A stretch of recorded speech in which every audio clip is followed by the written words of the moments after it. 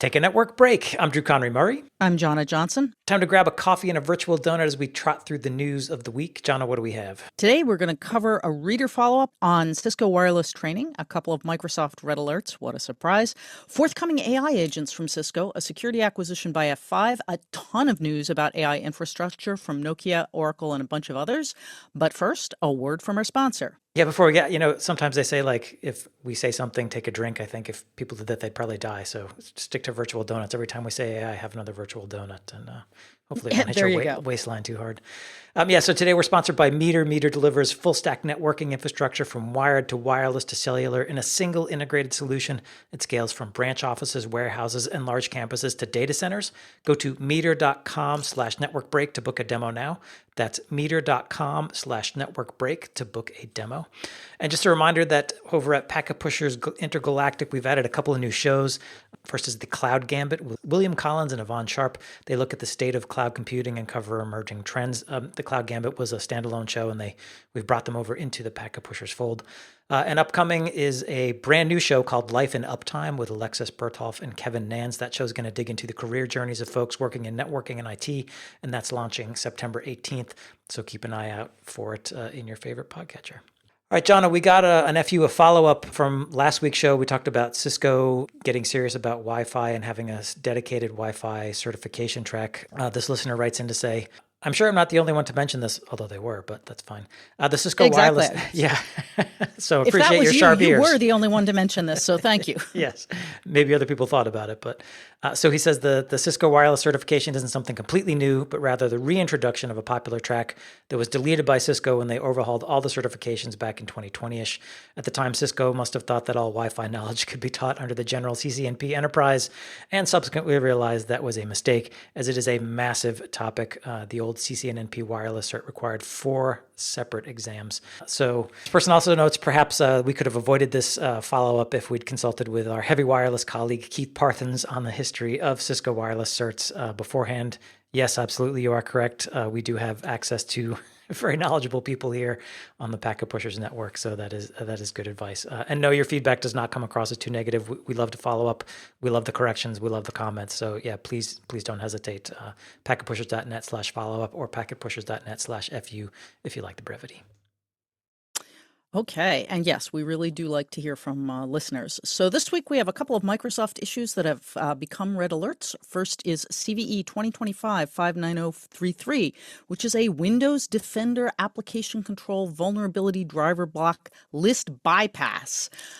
Yay. And I am highlighting this because Windows Defender is, of course, the cybersecurity protection bulwark that Microsoft has. And of course, it has a vulnerability because there you go. Irony. The Microsoft Vulnerable Driver Block list is implemented as Windows Defender Application Control WDAC policy on systems that don't have hypervisor protected code integrity enabled. Entries that specify only the to be signed part of the code signer certificate are properly blocked, but entries that specify the signing certificate's TBS hash along with a file attrib ref qualifier like file name or version will not be blocked.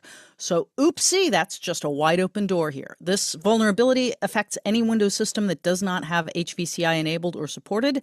HVCI is available, but not necessarily turned on in Windows 10, 11, and Windows Server 2016 and later. Microsoft says that the driver block list is intended for use with HVCI, while systems without HVCI should use app control, and any custom block list entries require a much more granular approach for proper enforcement. So basically the solution is turn on HVCI, make sure that you've got hypervisor protected code integrity enabled, make sure you've got a system that has it enableable, and don't try to work around it with something custom unless you're willing to get super granular. Okay. A couple of show notes to give you more details. Also, according to Hacker News, the lovely team of attackers known as APT25 has been attributed to a new Microsoft Outlook backdoor called NotDoor, aka Gone Postal. Obviously, the Russians have a sense of humor here. Yes, they do. This is a state-sponsored hacking group.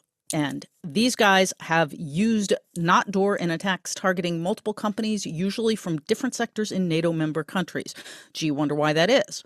Next, NotDoor is a VBA macro for Outlook designed to monitor incoming emails for a specific trigger word, said the folks that actually unearthed this. When such an email is detected, it enables an attacker to exfiltrate data, upload files, and execute commands on the victim's computer.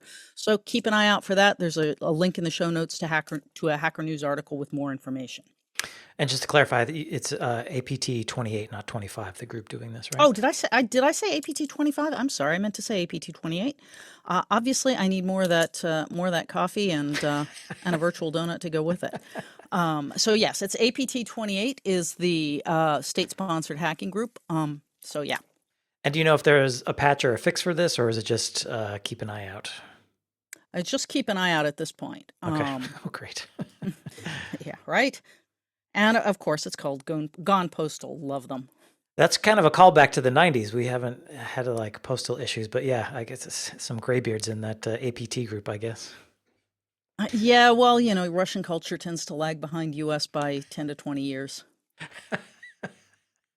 Some ancient memes circulating in APT chat groups.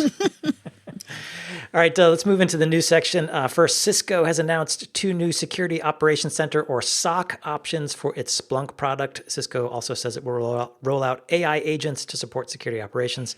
For the SOC offerings, Cisco has announced Splunk Enterprise Security Premier Edition.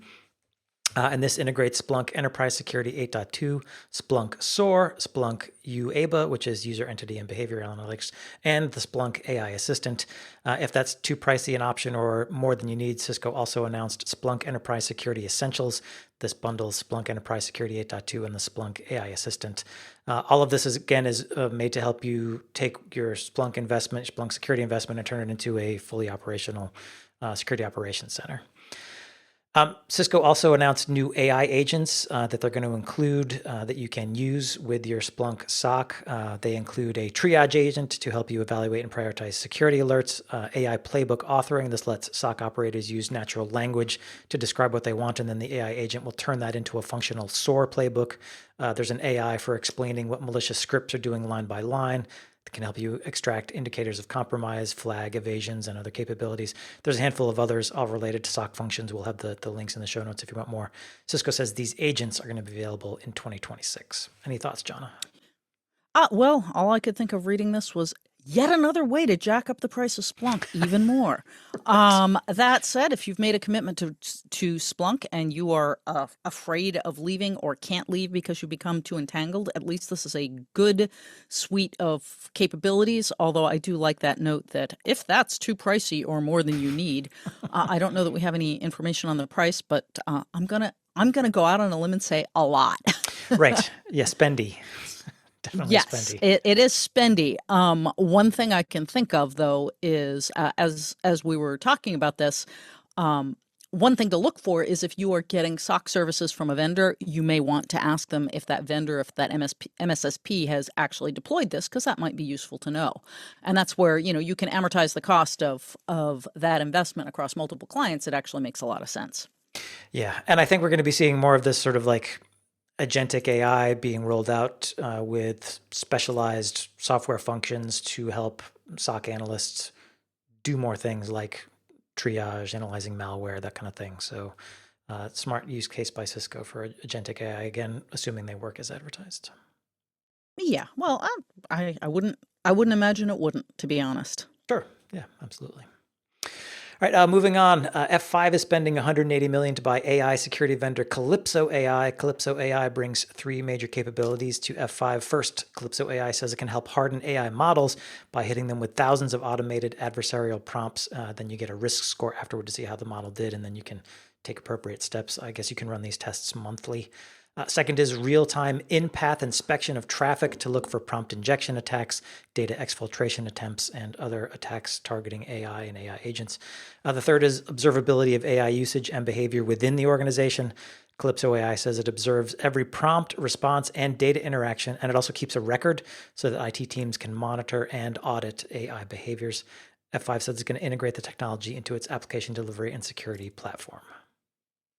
Yeah, this is an interesting one because, the fire hardening is nice. I would love to see that they announced that they were supporting the harm bench framework, which is a much broader and more expansive framework for fire hardening than most out there. So I was a little disappointed not to see them saying, "Hey, we've bought into that, and we have our own special sauce as well."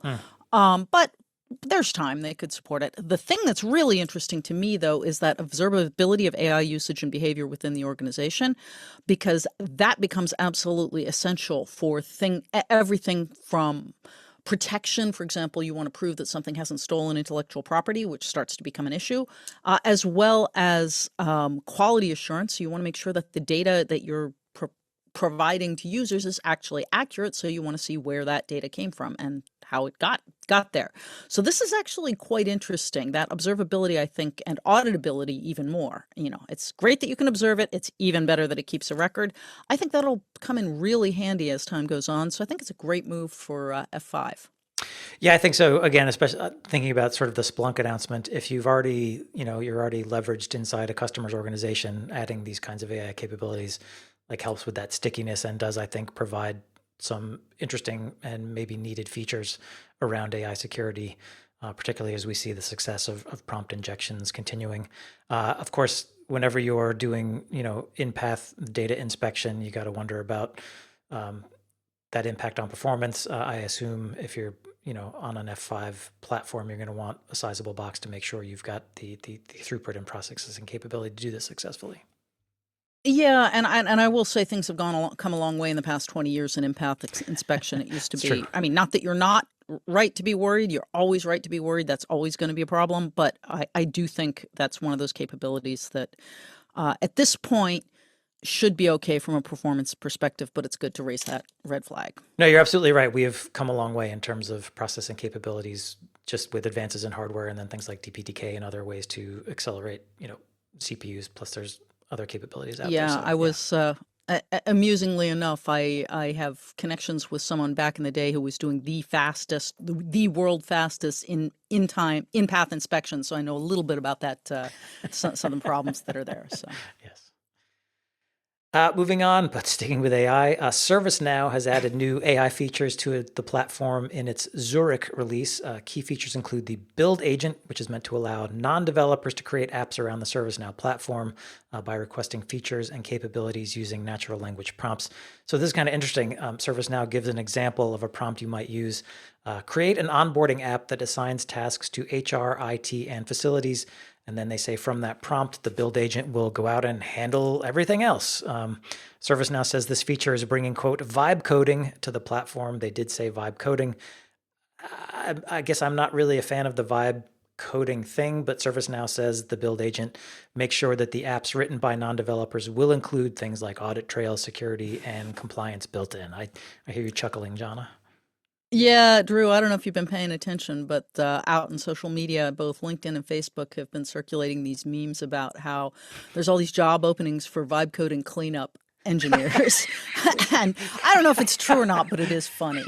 So that's what I was snickering at. I was like, Yes. okay. And in 3, 2, 1. I mean, I think it's an interesting idea to, again, if you've already built a lot of operations around ServiceNow, and a lot of organizations do, there are probably apps or tools or capabilities that regular users would be like, it would be fun if I could get this built, but I don't know who to ask, and I don't want to wait, X number of weeks for a developer to do it. So I'm thinking like, just like, there's macros and stuff, and people can do Excel tricks to make Excel work better for them. But I feel like this is sort of like that. I can use this AI to build me a little app to make my job easier inside ServiceNow. I think that's a good idea. I just wonder, is there groundwork that has to be done within ServiceNow to make sure that those security and compliance guardrails for this build agent are properly set up? And I can imagine scenarios where a ServiceNow user comes up with an application and capabilities that those guardrails didn't anticipate. What happens then? I think that's the potential downside of, allowing non-developers to be like, build me an app. Well, I'm going to be uncharacteristically, I'm going to be a little more positive on AI. I think this is actually exactly the place you'd want to do vibe coding and, using AI, because as I've said all along, AI doesn't get rid of developers, it gets rid of developers who are doing mediocre code. And frankly, there's nothing earth-shattering about coding for the 750th time. Okay, please make sure their social security numbers are entered in the database, because you have to do it again because somebody changed the platform. And, that kind of thing AI can handle very well. My question on that is how, it's at a higher level. If you've got the tools, so you can basically say, give me an onboarding app that assigns the appropriate task to HR, IT, and facilities. Who's checking whether the tasks are A, appropriate, B, something's been missed, C, something's been added that's unnecessary, and D, that the assignments are correct? And, the usual response to that is, well, the person asking for it is the subject matter expert, but actually they may not be. So that's the thing that I find a little bit of, what this really boils down to is vibe coding may expose, in this use case, may expose weaknesses in business processes that otherwise were kind of papered over by the slowness. Oh, I need to do all the HR onboarding capabilities. Well, I'm in HR. Let me tell you what those are. That gets lost, and that's what I would worry about. Yeah. There's other things that ServiceNow has added. There's a developer sandbox, which provides professional developers with, quote, isolated environments within a single instance so multiple teams can collaborate, build, and test new features without conflict, end quote. That quote was from ServiceNow. There's also new security controls, including the ServiceNow Vault console to help organizations discover and classify data types across workflows to ensure that privacy and compliance policies are being appropriately applied. And maybe that ties back to my previous concern about, you got to set up policies and guardrails around it. So I guess you would want that Vault console to do that in. Yeah, I wouldn't worry about that too much. I'd say the problem with ServiceNow, having used it and programmed in it, is that it's actually kind of the opposite. It's got too rigid a hierarchy, so it's generally reasonably safe, but a lot of things you may want to do, if it doesn't fall into the ServiceNow view of how the world ought to be structured, become insanely difficult. So I'm wondering, but I doubt that they fixed some of those core problems, because it really is a kind of foundational, the security model is what it is, and I don't know they can go and fix it. But so maybe I'm you pretty can sure that vibe code your way out of that. No, probably not, because the problem is it has to do with inheritance. So, if you want to be given a particular security, if you want to give somebody the access to see A, B, and C, but not D, that person has to be at the end of an inheritance tree that may conflict with being able to see A and B or something like that. It's that kind of thing where you can't really, if you start doing it all in the form of exception handling, you've just basically broken the security entirely for your instance, which you're not going to do. So that security model may make it harder to actually do the vibe coding because of those inheritances and dependencies. Yeah, exactly. But we shall see. I actually want to go back to the thing you read about, though, the developer sandbox, which I think may actually solve the problem I'm concerned about, which is, probably the right thing to do is have HR, IT, and everyone else and facilities sit around and play in there, and so people can see, even if they're not developers, they can at least see what kind of onboarding comes out of that vibe coding. And one last addition is the machine identity console. This is also new to the Zurich platform. The idea is to give visibility into API integrations that use machine identities to help enterprises track bots and AI agents. Again, back to that visibility issue, I think that's a great addition if you're starting to get into agentic AI. So. All right, link in the show notes if you want more. We'll pause for a quick word from our sponsor, Meter. Meter delivers full stack networking, wired, wireless, and cellular to leading enterprises. It's a single integrated solution with everything included, and I mean everything. You get ISP procurement, security, routers, switches, wireless APs, firewalls, cellular, power, DNS security, VPN, SD-WAN, and multi-site workflows. Meter has designed the hardware, written the firmware, and built the software, so it's a truly integrated solution. And alongside their partners, Meter designs, deploys, and manages everything required at your site or sites so that you get performant, reliable, and secure connectivity. So if you're ready for fast, secure, and scalable connectivity without the complexity of managing multiple providers or tools, it's time to check out Meter. Go to meter.com/networkbreak to book a demo now. That's meter.com/networkbreak, and network break is all one word, to book a demo. And we thank Meter for being a sponsor. Back to the news. Nokia is striking a partnership with Supermicro to put Nokia's SR Linux network OS onto Supermicro 800 gig switches to tap into that AI infrastructure spending boom. Nokia says these switches are aimed at cloud providers, hyperscalers, and enterprises looking to build data centers for AI, HPC, and cloud.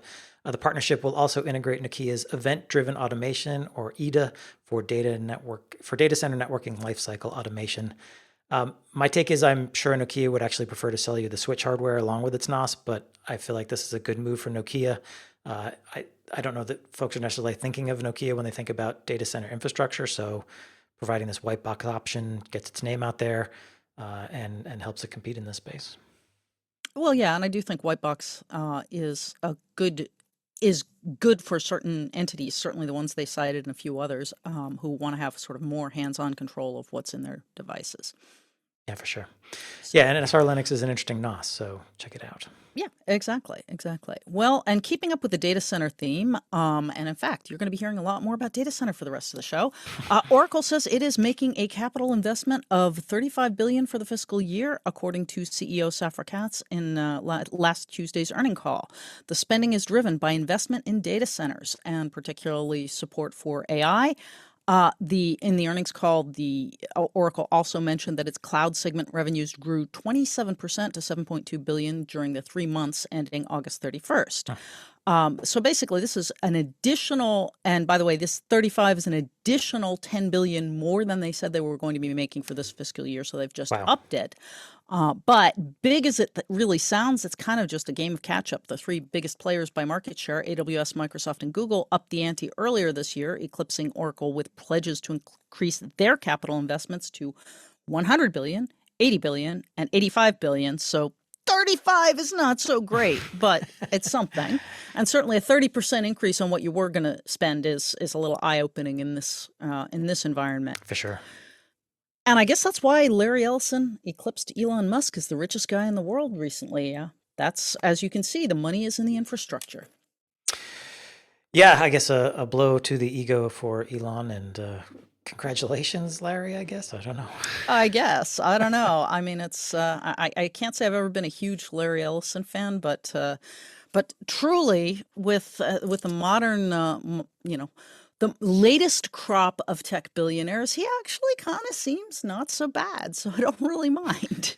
It's horrible to say. I wonder if there's some plaque made out of platinum and encrusted with diamonds and jewels that says, world's richest person, and whoever gets the title has to the previous person has to bring it over in their limo and drop it off and be like, here you go, congratulations. I wish there were. God, that would be so much fun. Wouldn't it would be a lot of fun. We could that? See the ceremony, and that would be fun. Yeah, something for us peons great to appreciate. Yeah, and then the walk of shame as you come back, having handed it off. But I'm picturing one of those hockey cups, those enormous Right. Yes, so you could go on tour with it. Yeah, like the Stanley Cup. Exactly. Yes. Drink out of it. All right, speaking of data center money, construction spending on U.S. data centers hit a record of $40 billion this June. That's according to research from the Bank of America Institute. The research also says that spending is up 30% versus this time last year. One thing that's not clear to me is what the term construction encompasses. Are we just talking about buying the land and the concrete and the steel to build the physical site, or does that 40 billion also include power and cooling equipment? Does it include servers, switches, and cabling? I'm not sure. Regardless, sticking with the trend, so much money pouring into data center and data center infrastructure and construction. Well, yeah, and Deloro Group, as I think we've reported previously, he said that data center infrastructure, which in their world is going to be switches and servers, spiked 51% in 2024 to $455 billion. Okay, so maybe this is actually just buying land and getting, diggers and construction cranes on there to actually set them up and running wires and stuff. That could be. That could be. Of course, well, actually, that could be global, though. Deloro could actually, I haven't looked up whether that was global. But in any event, the trending is way up. Spiked is the operative word here. Yes. If you have insights on that, let us know. Packetpushers.net/follow-up. Right, our last story for today doesn't have anything to do with data centers. The European Commission has accepted Microsoft's unbundling of Teams from Office 365 and Microsoft 365 software suites as a remedy to the European Commission's antitrust investigation, which was launched against Microsoft in 2023. When it was launched, Microsoft decided that they would just sort of on their own recognizance offer unbundled versions of its software suites. They announced this in 2024. They announced it would take place globally. They did it in response to the EU's concerns after an antitrust investigation was launched to look into the practice of forcing European customers to license Teams with Microsoft's productivity tools, even if customers didn't want Teams. By accepting this unbundling agreement that Microsoft has already done, the European Commission is not going to levy a fine against Microsoft. So this is just sort of like, I guess, the final paperwork, like, okay, we accept that you unbundled, dot the I's, cross some T's, and you won't get a fine. Yeah, and it's interesting too, because I think the impact on enterprise organizations is if you are in IT and looking for a way to get away from Microsoft or at least reduce your dependence on Microsoft, this is actually really wonderful because you can consider collaboration solutions that are not Teams, which in my biased opinion, almost anything is better than Teams, while also saying, okay, we're not going to leave Word and PowerPoint and all the other stuff behind, because the real issue when Microsoft has had that stretch of really egregious security violations summer before last. I remember talking to a lot of enterprise CIOs saying, Jonna, you say leave Microsoft, but that's just not viable. And when you poke a little further, the reason is quite simply, it really comes down to Excel. I'm not kidding. There is no decent competitor to Excel. Even Google Sheets is sort of halfway there. And when you've got legacy technical debt in Excel, that's pretty tremendous. PowerPoint is also something, but actually Google's equivalent is just fine. Many folks have found successful solutions there. And so what you end up with is Microsoft driving people into an all Microsoft environment. So if you're looking for a way to get away from Microsoft, you may be able to plot your strategy now, with this unbundling approach. Well, just again to clarify, Microsoft unbundled back in 2024 on their own. They decided they did. We yes, got to do it. Yeah, it's already happened. Yeah. But it's one of those things. They didn't make a big deal out of it because obviously they don't want to encourage people to start down this path. Yeah. And I'm just using the hook of Microsoft not getting fined by the European Commission to remind everybody that as of last year, you can walk away if you wish, or you can at least begin to plot your path to less dependence. And, I really am highlighting this because it's still really bothers me that the EU went after Microsoft supporting the Indian energy company because it was punishing the Indian energy company for selling oil or buying oil from Russia. And it turned off everything Microsoft and they were dead in the water. And so we know that Microsoft has a track record of A, caving into that kind of governmental pressure, and B, security vulnerabilities. So if it were anything but Microsoft, a logical approach from the standpoint of cybersecurity and IT is to minimize your dependency on a vendor that has these known risks as part of your risk mitigation strategy. Yep. And the problem has been until relatively recently, people felt they couldn't do that because of the productivity tools. So that's the main reason I'm highlighting all that. Yeah, absolutely. Yeah, and I just, again, want to make sure folks know that unbundling happened globally. So it's not just for folks in the EU. It's everywhere. It's globally, worldwide. And as part of the change, Microsoft let customers who already signed long-term licenses switch to lower-price suites if they didn't want Teams. I honestly have to say Microsoft is behaving pretty reasonably here. So I'm glad the European Commission put the pressure on them, but I'm also glad Microsoft was like, yeah, fine, we'll just do it and not fight about it. Yeah, no, I think it's good. I think it's good for Microsoft. It's good for users. Yeah. All good all around. All good all around. All right, well, that wraps up the news portion. Jonna, where can folks get more from you online? Well, today I'm just going to announce that as of this week, you can go and find me at nemurdes.substack.com. We have a Substack front end where a lot of our newsletters are going out. So if you're interested in seeing more thoughts, opinions, analysis, and news, please hit us up at the Nemurdes Substack. And as always, I'm always on LinkedIn and at nemurdes.com, our corporate website. And don't forget, you can hear Jana every week on Heavy Strategy as well. Actually, it's twice a month. Twice a month, sorry. But yes. Every other week, yes. Yes. You and I are every week. Fortnightly. I'm Drew Conry Murray. I'm on Blue Sky at DrewCM. I'm blogging at packetpushers.net. I'm also on LinkedIn. Thanks to our sponsor, Meter, and thank you for listening. Don't forget, we've got merch, multiple podcasts you can subscribe to, our industry blog, 2 weekly newsletters, our community Slack group, a YouTube channel, an IRC group, and more. It's all free. It's all at packetpushers.net. As always, thanks for listening.